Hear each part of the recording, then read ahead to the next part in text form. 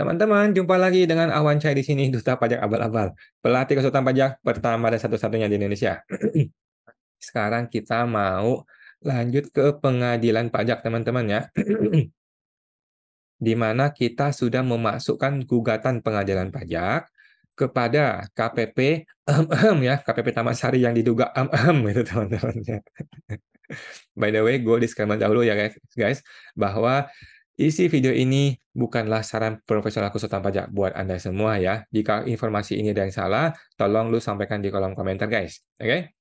Jadi langsung akan gue sharing teman-teman ya, berhubung. Jadi buat teman-teman yang belum tahu atau lupa teman-teman ya, ini adalah SKPKB ya, SPPKP ya. Jadi surat pengukuhan pengusaha kena pajak. Jadi klien gua ini Ibu Feli dikukuhkan secara jabatan atas PKP ya, pengusaha kena pajak tanpa dasar yang jelas. Kita tidak tahu sampai hari ini, nggak tahu itu dasarnya apa, suratnya juga nggak jelas, kemudian tidak ada edukasi sama sekali. Setelah surat itu datang, lu mesti ngapain juga tidak ada edukasi sama sekali ya. Jadi kita akan gugat ke pengadilan pajak. Sudah digugat teman-teman, sudah masuk. Ini dia. Tanggal 16 November gua gugatan masuk, gugatan terhadap surat pengukuhan pengusaha kena pajak ya. Nomor sekian ya, 364. Oke, 17 Oktober ya, tanggal 17 Oktober tentang surat pengukuhan pengusaha kena pajak. Yang terhormat, Ketua Pengadilan Pajak.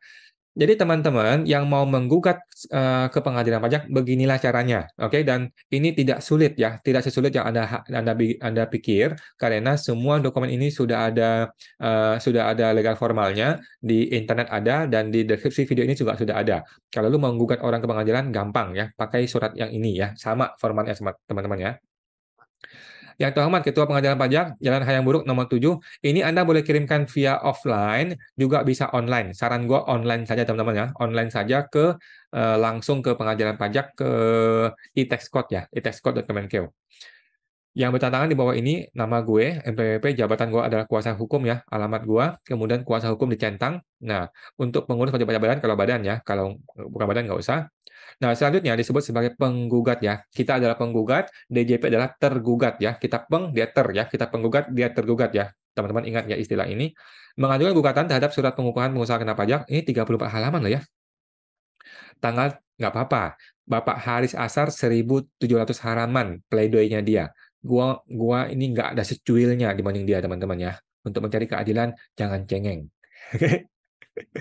Nah, gugatan atas SPPKP tanggal 17 Oktober ya. Oke, disebut tergugat dengan uraian sebagai berikut. Yang pertama, memenuhi ketentuan formal pengajuan gugatan, teman-teman ya. Jadi teman-teman yang namanya hukum itu haruslah legal formal nomor 1. Kalau legal formal cacat, maka suratnya cacat, teman-teman ya. Jadi kita mesti paham teman-teman ya. Jangan sampai banyak orang nih, terutama orang-orang oknum, teman-teman oknum Shopee itu, mereka mengatakan legal formal nggak penting. Yang penting materialnya kita bahas. Materialnya dulu, materinya, substansinya bagaimana? Sorry bos, substansi itu nanti. Sekarang adalah legal formal nomor 1 dulu. Di pengadilan, legal formal nomor 1. Teman-teman ya, mencari keadilan di pengadilan pajak tidak seanjing-anjing di KPP, teman-teman ya. Kalau di sini, legal formal harus jelas. Oke? 1.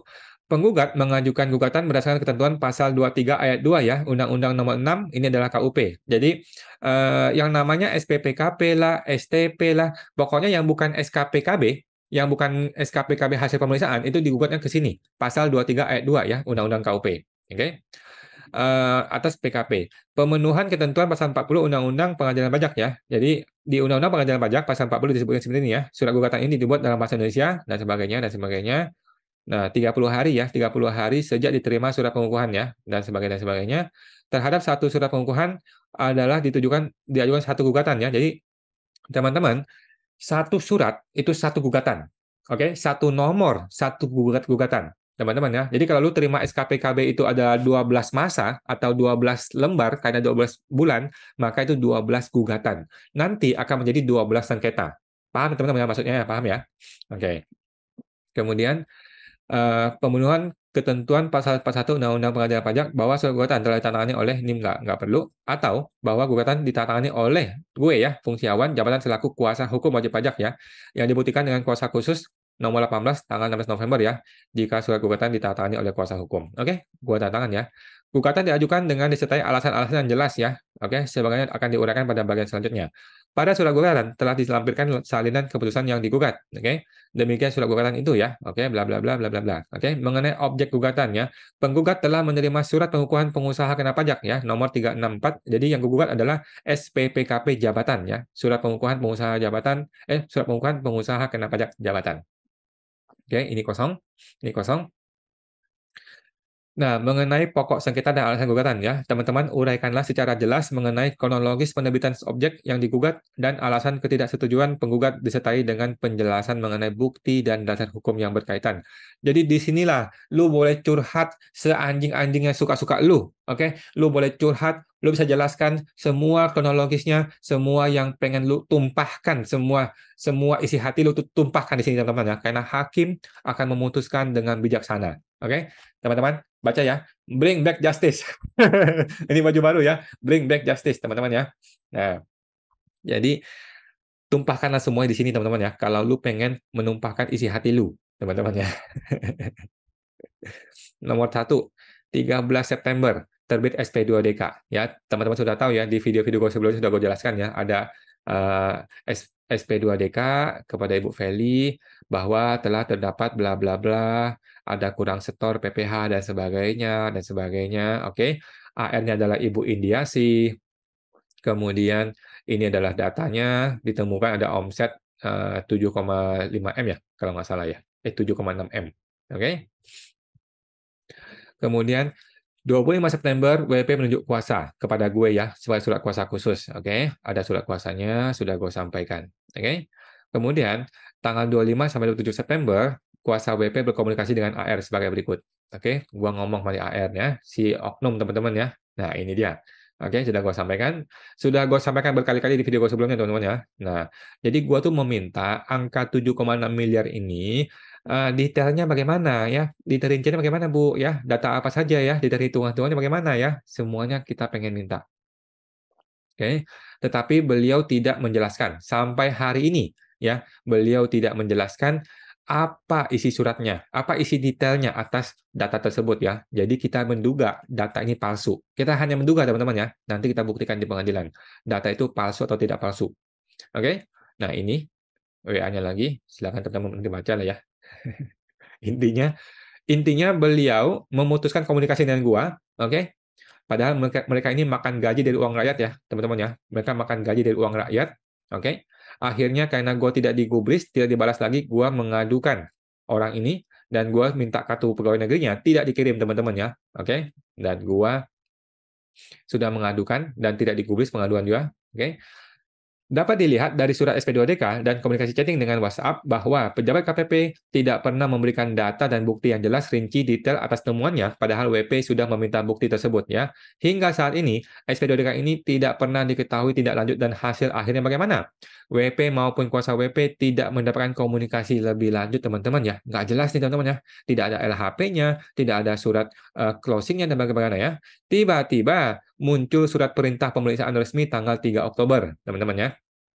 3 Oktober ya, terbit surat perintah pemeriksaan nomor print sekian ya, 326. Oke, ini dia. Oke, luar biasa. Yang uniknya lagi, beliau ini, teman-teman, Ibu Indi Asih, tiba-tiba menjadi ketua tim pemeriksaan, teman-teman ya. Jadi dia adalah AR yang sudah gua adukan ke pengaduan, dia tiba-tiba menjadi ketua tim pemeriksaan dan kita menduga ada konflik of interest. Kenapa? Karena orang ini diduga dengan sengaja ada keinginan untuk mencelakai wajib pajak. Ini dugaan teman-teman ya, mudah-mudahan salah teman-teman ya. Nanti kita buktikan di pengadilan. Oke? Diperintahkan untuk melakukan pemeriksaan dan sebagainya. Ini dia nama WP, oke. Jenisnya adalah pemeriksaan khusus kantor berdasarkan keterangan lain, data konkret teman-teman ya, data konkret ya. Nah, menguji kepatuhan pemenuhan kewajiban perpajakan, oke. Bapak Kepala Kantor Toto Hendiarto. Beliau ini bukan kepala kantor teman-teman ya. Kebetulan waktu itu lagi PLH karena si kepala kantor lagi libur. Bukan, lagi ada tugas mungkin ya keluar kota ya. 3 Oktober terbit surat panggilan dalam rangka pemeriksaan nomor. Nah, ada panggilan ya. Yang lu sudah lihat teman-teman ya, videonya luar biasa ya. Vulgar teman-teman ya. Ini adalah panggilan dalam rangka pemeriksaan. Oke. Tanggal 9 Oktober, oke. Nah, ini dia surat panggilannya, oke. Nah, Proses pemeriksaan tersebut sangat aneh, teman-teman ya. Tidak terdapat pembahasan awal, tidak ada pembahasan tengah, tidak ada pembahasan permintaan data kepada WP, tidak ada pemberian data kepada WP, tidak ada proses pengujian yang diberitahukan kepada WP ataupun kuasa WP. Tidak ada juga pertemuan pembahasan akhir hasil pertemuan yang sudah diperintahkan oleh Undang-Undang Perpajakan wajib dilaksanakan. Oke? Padahal kuasa WP telah hadir pada waktu undangan pembahasan akhir sesuai dengan surat undangan. Proses kacau balau ini tidak dijelaskan lebih lanjut di sini karena tidak masuk dalam materi gugatan ini ya. Jadi kan gue tidak lanjutin lagi ya, karena kan nggak masuk ke gugatan ini. Hingga saat ini, tidak diketahui bagaimana hasil kesimpulan akhir dari pemeriksaan khusus kantor tersebut ya. WP maupun kuasa WP tidak pernah mendapatkan kertas kerja pemeriksaan, LHP, risalah pembahasan akhir, ijazah pembahasan akhir, ataupun SKP hasil pemeriksaan. Tidak ada ya. Tapi SKP sudah ada ya. SKP sudah terbit, tetapi setelah gua masukin gugatan.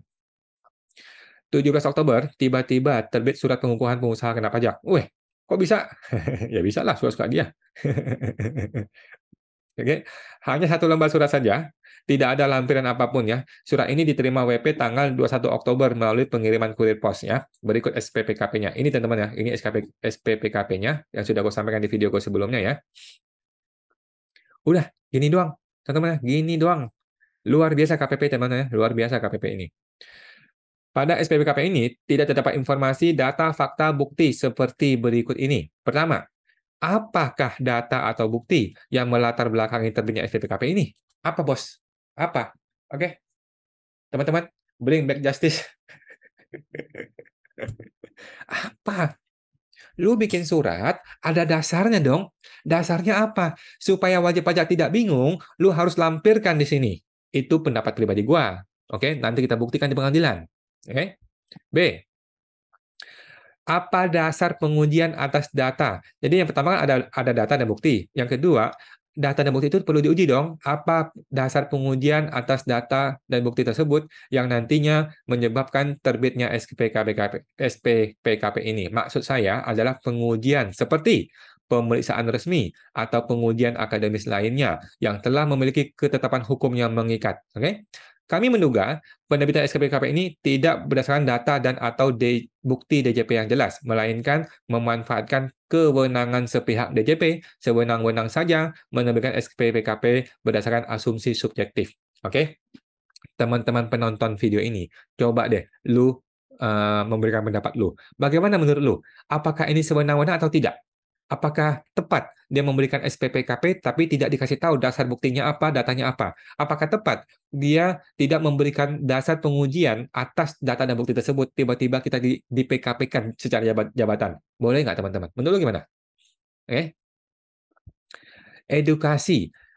Apa kewajiban berikutnya dari wajib pajak setelah menerima surat SPPKP ini? Ya, tidak ada edukasi, Bos. Ya, apa yang harus dilakukan oleh WP setelah terbitnya SPPKP ini? WP dibiarkan kebingungan dan tidak mengerti atas peristiwa ini. WP-nya bingung, Bos. Makanya, Bos, di Indonesia ini konsultan pajak itu kaya raya. Kenapa? Ya begini. Tidak perlu edukasi. Dia pikir wajib pajak itu pintar semua. Apa ya? Dia pikir wajib pajak akan otomatis jadi mengerti. Jadi nggak perlu tuh edukasian begituan. Nggak perlu dia ya. Jadi konsultan pajak akan kaya raya dengan pola perilaku kerja seperti ini. Nomor D. Tidak ada penjelasan. Apakah SPPKP ini terbit sehubungan dengan SP2DK yang sebelumnya? Jika iya, apa hubungannya? Bagaimana hasil SP2DK tersebut? Bagaimana kajian dan pengujian akademis yang sudah dilakukan? Bagaimana kertas kerja pengujiannya? Oke.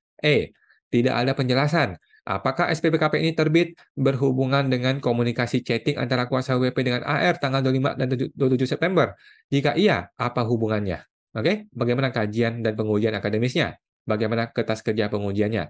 Kita akan bongkar di pengadilan pajak. Nomor F, tidak ada penjelasan apakah SPPKP ini terbit berhubungan dengan pemeriksaan khusus kantor yang nomor print 326 itu ya. Oke. Jadi kan ada pemeriksaan. Apakah SPPKP ini terbit sehubungan dengan pemeriksaan itu? Kita tidak tahu. Oke. Nanti kita bongkar di pengadilan. Bagaimana hasil pemeriksaan tersebut yang sudah berkekuatan hukum tetap? Karena pada saat terbitnya SPPKP ini pemeriksaan belum selesai. Nah, bingung kan lo? Bingung teman-teman ya? Bingung ya? Bagaimana kajian dan pengujian akademis yang sudah dilakukan? Bagaimana kertas kerja pengujiannya? Padahal pemeriksaannya belumlah selesai, teman-teman ya. Kok bisa terbit SPPKP berdasarkan pemeriksaan yang belum selesai? Yang belum memiliki kekuatan hukum tetap? Ataukah ada pemeriksaan lainnya yang tidak diketahui WP? Kita perlu tahu. Kita mau ini diperjelas di pengadilan, teman-teman ya. Kemudian, dasar hukum menggugat diantaranya apa? Yang pertama, Undang-Undang Dasar Pasal 1 Ayat 3, teman-teman ya. Negara Indonesia adalah negara berdasarkan hukum. Kami menduga telah terjadi pelanggaran Undang-Undang Dasar Pasal 1 Ayat 3 oleh tergugat, di mana tergugat telah dengan sengaja menerbitkan SPPKP tanpa ada dasar data bukti fakta yang jelas dan sudah teruji secara hukum dan sudah memiliki kekuatan hukum tetap. Oke? Yang ketiga, kami menduga tergugat membuat SPPKP ini berdasarkan asumsi yang subjektif, tidak jelas, bukannya berdasarkan data, fakta, bukti objektif yang sudah teruji dan memiliki kekuatan hukum tetap. Oke? Nomor B, Undang-Undang Nomor 20 Tahun 2023 tentang Aparatur Sipil Negara, ASN Pasal 2, oke? Penyelenggaraan kebijakan dan manajemen ASN, oke? Nah, teman-teman lu bisa pakai ya, undang-undang yang sama ini bisa lu pakai ketika lu mau menggugat seorang pejabat.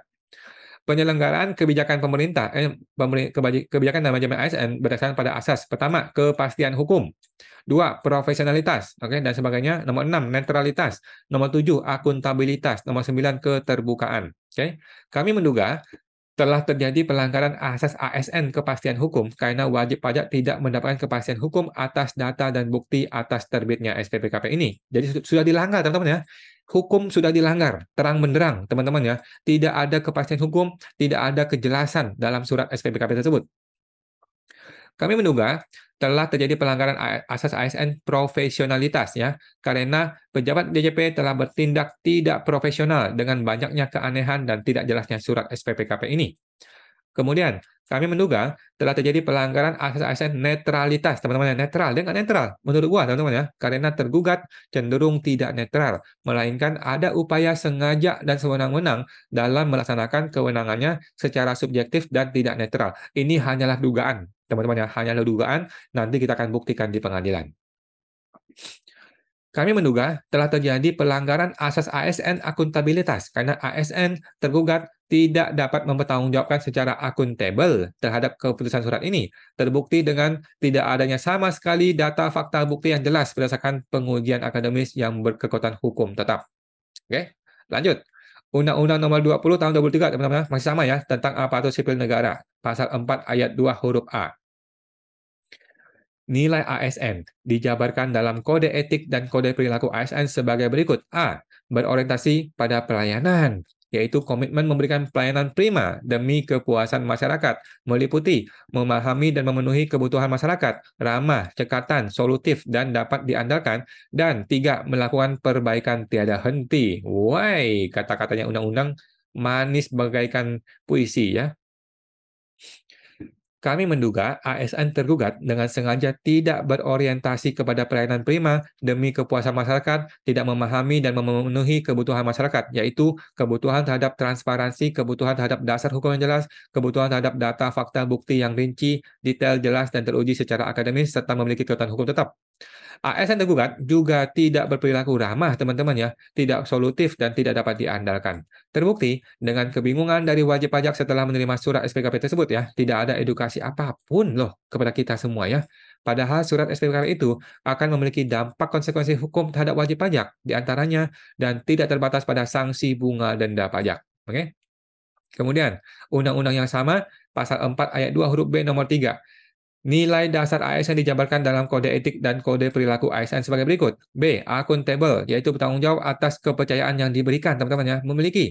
Meliputi tidak menyalahgunakan kewenangan jabatan. Nah, teman-teman ya, mati loh undang-undangnya sudah ngomong begitu ya, teman-teman ya. Kami menduga ASN tergugat telah menyalahgunakan kewenangan jabatannya dengan sewenang-wenang, menerbitkan surat SPPKP tanpa ada data bukti yang jelas serta tidak adanya pengujian akademis atas data bukti tersebut yang sudah memiliki kekuatan hukum tetap ya, melainkan hanya berdasarkan pada asumsi pribadi pejabat secara subjektif saja, teman-teman ya. Ini hanya dugaan, teman-teman ya, hanya dugaan. Apakah benar atau salah terbukti nanti di pengadilan. E. Undang-Undang Nomor 20 Tahun 2003 tentang ASN pasal 10 huruf A dan B.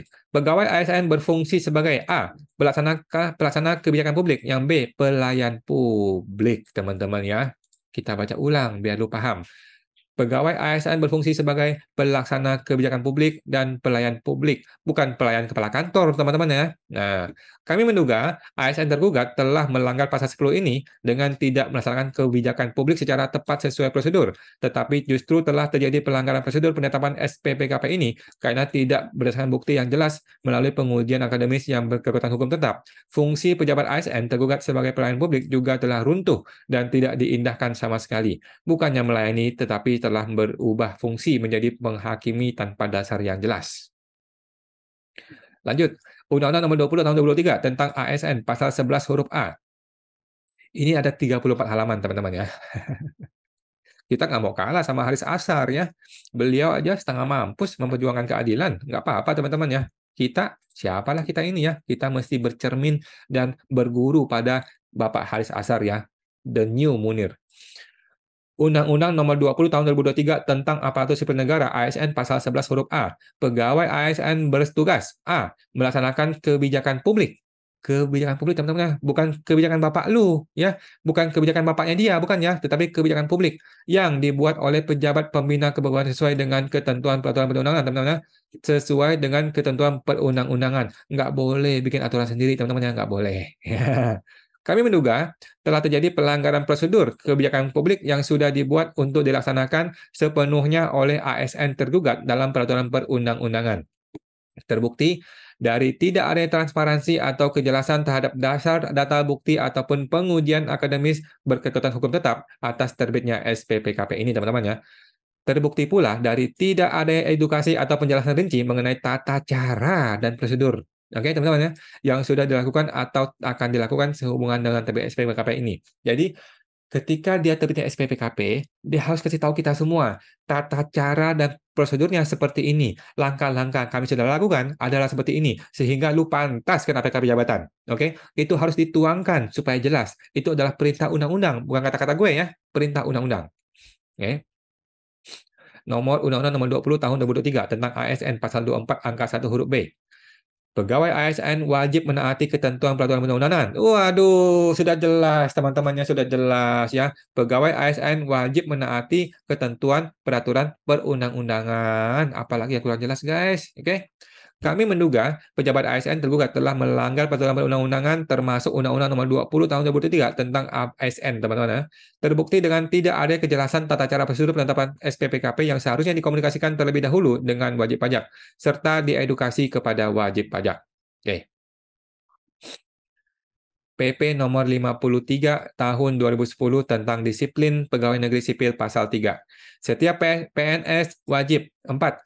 Menaati segala ketentuan peraturan perundang-undangan. 9. Bekerja dengan jujur, tertib, cermat, dan bersemangat untuk kepentingan negara. Memberikan pelayanan sebaik-baiknya kepada masyarakat. Dilanggar semuanya, bos. Ini dugaan, teman-teman ya. Kami menduga pejabat PNS tergugat telah melanggar ketentuan peraturan perundang-undangan, terlebih dengan tidak transparannya proses SPPKP ini.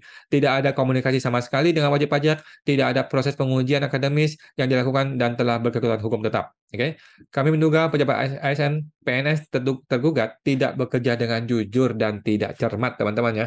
Hal ini terbukti dengan tidak adanya sama sekali data fakta, bukti ataupun pengujian akademis berkekuatan hukum tetap yang diberikan kepada wajib pajak sebagai dasar terbitnya SPPKP ini. Makin bingung lu ya. PP nomor 53 tahun 2010 tentang disiplin PNS pasal 4. Setiap PNS dilarang, teman-teman ya. Nomor 1, menyalahgunakan wewenang. Jelas tertulis, teman-teman, jelas tertulis ya. 10, melakukan suatu tindakan atau tidak melakukan suatu tindakan yang dapat menghalangi atau mempersulit salah satu pihak yang dilayani. Kita nih ya, sehingga mengakibatkan kerugian bagi yang dilayani. Kami mengalami kerugian, oke? Kami menduga, lagi-lagi dugaan, teman-teman ya. Belum tentu betul, belum tentu salah. PNS tergugat telah menyalahgunakan wewenangnya dengan dasar tergugat dapat menerbitkan SPPKP sebagai sebuah kewenangan, tetapi prosedurnya telah dilanggar. Wajib pajak tidak mendapatkan edukasi apapun mengenai prosedur penerbitan SPPKP ini. Oke? Kami menduga PNS tergugat dengan sengaja tidak melakukan suatu tindakan yang dapat menghalangi atau mempersulit wajib pajak ya, yaitu dengan cara tidak memberikan informasi data bukti yang detail jelas rinci sehubungan dengan prosedur tata cara dan pengujian akademis yang sudah berkekuatan hukum tetap sehubungan dengan terbitnya SPPKP ini. Jadi ada kesengajaan. Kita menduga, teman-teman ya. Apakah betul? Nanti kita buktikan di pengadilan. Oke? Undang-Undang KUP pasal 2 ayat 2 dan pasal 2 ayat 4. Pasal 2 ayat 2 ini yang dia pakai teman-teman, yang dia pakai adalah setiap wajib pajak sebagai pengusaha kena pajak yang dikenai pajak berdasarkan undang-undang wajib melaporkan usahanya pada DJP dan tempat kegiatan usaha dilakukan untuk dikukuhkan menjadi pengusaha PKP ya. Pasal 2 ayat 4 DJP menerbitkan nomor pokok wajib pajak dan atau mengkukuhkan PKP, oke? Nah, sebagaimana pasal tadi ya. Dalam surat SPPKP tertulis Undang-Undang pasal 2 ayat 2 dan pasal 2 ayat 4 yang berbunyi sebagai di atas ya. Kami bingung, Bos. Bagaimana argumen hukumnya? Bagaimana data, fakta, bukti yang dimiliki oleh tergugat? Apa kajian atau pengujian akademis yang sudah dilakukan dan berkekuatan hukum tetap? Bagaimana kertas kerja pengujian yang sudah dilakukan? Menurut kami, hal ini sangat penting disampaikan dan dilampirkan dalam SPPKP supaya wajib pajak dapat memahami dengan jelas dan tidak perlu melakukan upaya hukum lebih lanjut apabila memang sudah jelas dengan bukti-bukti tergugat. Ya. Tetapi, terdapat indikasi tergugat telah dengan sengaja membuat tidak transparan, membuat tidak jelas, kemudian mempersilahkan wajib pajak menempuh upaya hukum yang tidaklah mudah dan tidaklah murah bagi wajib pajak. Oke, inilah kesewenang-wenangan pejabat. Tapi hanya dugaan, teman-teman ya. K. Peraturan Direktur Jenderal Pajak (Perdirjen) Per 04 Nomor Tahun 2020 tentang petunjuk teknis pelaksanaan administrasi nomor pokok wajib pajak negara serta dan pengusaha PKP. Jadi inilah keempat inilah yang dijadikan dasar bagi si tergugat untuk melaksanakan kewenangannya. Oke, terdapat 213 halaman bos dalam Per 04 Tahun 2020 tersebut. Tidak ada penjelasan tertulis di dalam SPPKP yang diterbitkan mengenai halaman berapa, pasal berapa, ayat berapa yang menjadi dasar terhadap terbitnya SPPKP ini. Bagaimana data bukti yang dimiliki tergugat? Apa pengujian akademis yang sudah dilakukan dan berkekuatan hukum tetap? Sama, teman-teman ya. Masa suruh kita cari sendiri? Itu peraturannya? Nggak bisa dong. Lu harus jelaskan di peraturan tersebut, di halaman berapa, di pasal berapa yang lu maksudkan dengan kewenangan lu itu. Oke? Itu hanya dugaan. Kami menduga tergugat telah melakukan kewenangannya secara sewenang-wenang, secara arogan, melanggar prosedur dan tata cara yang sudah ditulis dalam undang-undang. Hal ini terbukti dengan tidak adanya transparansi, tidak ada dasar hukum yang jelas, bos, ya, hingga ke pasal dan ayat yang menyebabkan terjadinya SPPKP ini. Kami menduga tergugat telah dengan sengaja menerbitkan surat yang tidak dapat dipahami oleh wajib pajak agar supaya wajib pajak menjadi bingung, tidak mengerti, dan terpaksa mencari-cari sendiri untuk menyelesaikan kebingungannya. Cilaka lu, wajib pajak. Kami menduga terduga telah dengan sengaja menerbitkan surat yang tidak cermat, ya, tidak dapat dipertanggungjawabkan detail isinya, tidak profesional, tidak akuntabel, tidak memberikan edukasi yang tepat kepada masyarakat selaku pihak yang dilayani oleh tergugat. Oke, lanjut. Undang-Undang Nomor 30 Tahun 2014 tentang Administrasi Pemerintahan, Pasal 3 huruf A dan B ya. Teman-teman boleh pakai undang-undang yang sama ya. Tujuan Undang-Undang tentang Administrasi Pemerintahan adalah A. Menciptakan tertib penyelenggaraan administrasi pemerintahan. B. Menciptakan kepastian hukum, teman-teman ya. Kami menduga tergugat sebagai pejabat pemerintah telah dengan sengaja tidak tertib dalam melaksanakan tugas penyelenggaraan administrasi dan di lingkungan internal DJP ya. Terbukti dengan tidak adanya transparansi, data, bukti, fakta, serta tidak adanya pengujian akademis berkekuatan hukum tetap yang disampaikan kepada wajib pajak. Kami menduga tergugat sebagai pejabat pemerintah telah menghilangkan kepastian hukum bagi wajib pajak semata-mata berdasarkan prinsip kewenangan yang sewenang-wenang ya. Hal ini terbukti dengan tidak adanya asas hukum yang jelas, tidak ada dasar bukti yang jelas terhadap penerbitan SPPKP ini ya. Apabila pejabat penyelenggara administrasi pemerintahan dapat sewenang-wenang menerbitkan SPPKP tanpa adanya data bukti yang jelas, rinci, detail serta sudah diuji secara akademis dan sudah memiliki kekuatan hukum tetap, maka keputusan yang dibuat akan bersifat sangat subjektif karena tidak perlu memiliki landasan hukum akademis dalam membuat keputusan penerbitan surat SPPKP. Cilakalah wajib pajak, teman-teman. Undang-Undang Nomor 30 Tahun 2014 tentang Administrasi Pemerintahan Pasal 3 huruf G. Tujuan Undang-Undang tentang Administrasi Pemerintahan adalah G. Memberikan pelayanan yang sebaik-baiknya kepada warga masyarakat. Oke? Nah, kami menduga nih teman-teman ya, tergugat sebagai pejabat pemerintah pelaksana administrasi pemerintahan tidak memberikan pelayanan yang baik kepada wajib pajak. Hal ini terbukti dengan tidak ada sama sekali komunikasi apapun sehubungan dengan akan terbitnya SPKP tersebut ya. Tidak ada pemberitahuan mengenai data, tidak ada pemberitahuan mengenai pengujian data, tetapi tiba-tiba sudah terbit nih SPPKP dengan tidak melampirkan penjelasan apapun mengenai latar belakang terbitnya SPPKP tersebut. Sehingga tidak ada pelayanan apapun yang diberikan kepada wajib pajak sehubungan dengan terbitnya SPPKP ini. N. Undang-Undang Nomor 30 Tahun 2014 tentang Administrasi Pemerintahan Pasal 7 Ayat 2 huruf C. Pejabat pemerintah memiliki kewajiban C. Mematuhi persyaratan dan atau prosedur pembuatan keputusan dan atau tindakan. Harus mematuhi persyaratan dan prosedur ya. Nggak boleh suka-suka lu ya. Kami menduga tergugat telah melanggar persyaratan dan atau prosedur pembuatan keputusan atas terbitnya SPKP ini. Tidak adanya transparansi, tidak adanya pemberitahuan tata cara dan prosedur, tidak adanya lampiran apapun dalam surat SPPKP, telah menjadi bukti nyata ada kesengajaan untuk tidak memberikan informasi yang jelas dan cermat kepada wajib pajak, sehubungan dengan prosedur yang telah dilaksanakan dalam rangka penerbitan SPPKP ini. Kami menduga tergugat membuat surat keputusan SPKP ini dengan cara terburu-buru, sangat subjektif, melanggar prosedur, tidak berdasarkan pada data bukti yang sudah diuji dengan kekuatan hukum tetap. Oke, teman-teman, ini semua hanyalah dugaan. Nanti akan terbukti di pengadilan. Undang-Undang Nomor 30 Tahun 2014 tentang Administrasi Pemerintahan Pasal 7 Angka 2 huruf F. Oke. Pejabat pemerintah memiliki kewajiban memberikan kesempatan, teman-teman ya, memberikan kesempatan kepada warga masyarakat untuk didengar pendapatnya sebelum membuat keputusan dan atau tindakan sesuai dengan ketentuan peraturan perundang-undangan.